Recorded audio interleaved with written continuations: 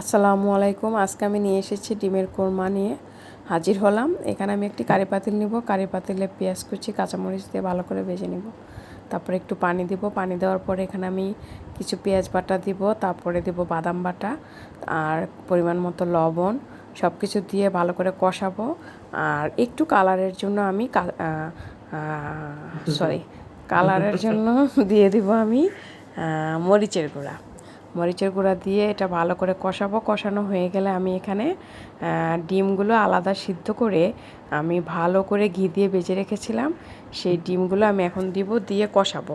কষানো হয়ে গেলে আমি আলাদা পাতিলে দুধ জাল দিয়ে রেখেছিলাম, ওই দুধটা দিয়ে দিলাম। দুধটা দিয়ে আমি 2 থেকে 3 মিনিট নাড়বো। নাড়ার পরে দেখা যাবে যে এটা দেখা গেছে একটু মাখা মাখা হয়ে যাবে।